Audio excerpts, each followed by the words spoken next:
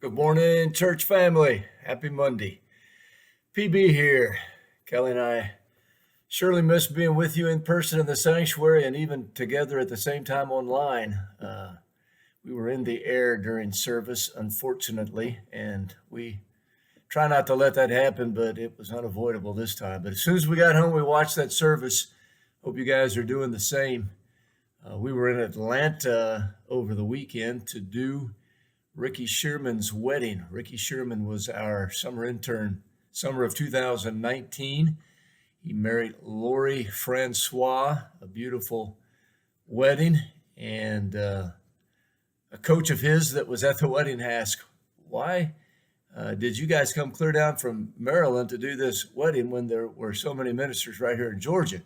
Well, I think the answer to that is that the few weeks that Ricky had here at GCN was really significant for him. You guys made a big impression on Ricky, and Lori, his then fiance, came down to visit. She too was impressed with what you're doing in the community and your love for each other, and I think they just wanted a piece of GCN at their wedding. So that's where we were. Congratulations to Ricky and Lori. I'll tell you what, kind of good to be back in Maryland. Georgia's taking a significantly different approach to this COVID pandemic, and to feel a touch safer up here in Montgomery County, Maryland. It occasions a couple of thoughts for me. I'm grateful for what we're doing to keep our in-person gatherings safe and you healthy. And we're going to continue to do that.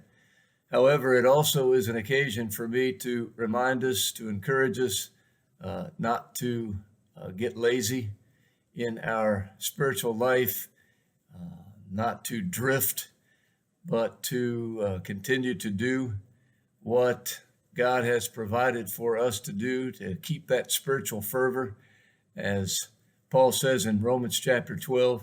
And I think we've got a safe and healthy place to gather on Sunday mornings. I'd encourage you to do that. But if that's not where you are right now, I respect that too. So be online at the same time as everyone else as much as you can. And let's be gathering together on Sunday morning. Looking forward to services this coming Sunday when a retired general superintendent will be with us in person to preach in both of those services. And I guarantee Dr. Porter's message to us will be an encouragement to everyone. He'll have his wife and 93-year-old mother-in-law with him, and that ought to be good. So I hope you're praying about your faith promise commitment for this coming Sunday, and hope that you're connected with each other, staying in the Word, people of prayer, all of those means of grace that God has given to us so that we can be thriving, even in these challenging times, thriving spiritually. Hey, Sunday's message from our 4 global ministry partners was fantastic. I appreciated each and every one of them from 4 countries, 3 continents. Just think of that.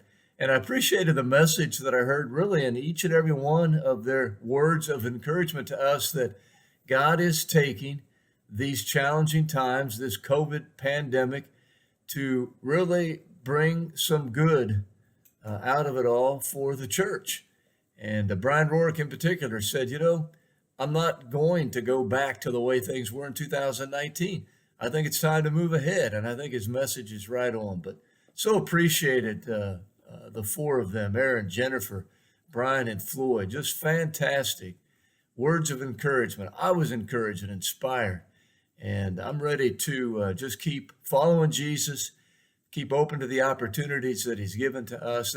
There are 4 people whose commitment to Christ took them to the 4 corners of the earth.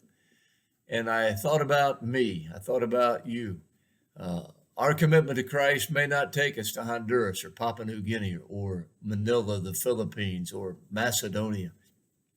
It may just take us to the corner of the neighborhood that we live in.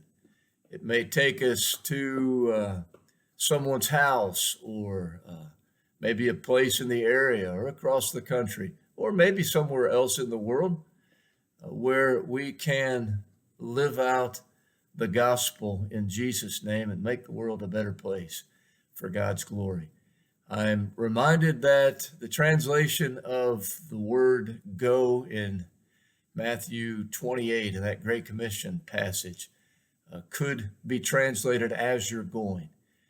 And I really think that's God's intent, that our disciple making mission, and that is our mission, to invite others to follow Jesus, to live and show and tell the good news of the gospel, happens wherever we are, whatever we're doing. And I pray that that's true for you today, in the days ahead, in the remaining days of this pandemic, and beyond until Jesus comes. May it be so. Really inspired by yesterday's service. Hey, Kelly and I are back in town on this Monday.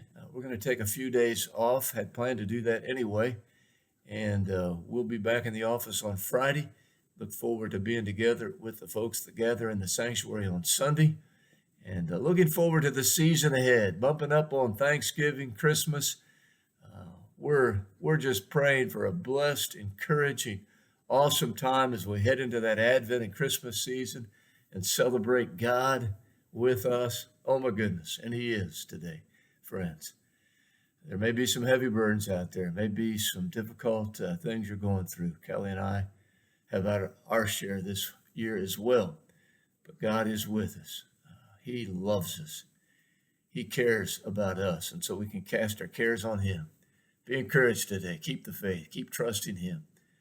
And just God bless your day. Look forward to seeing you.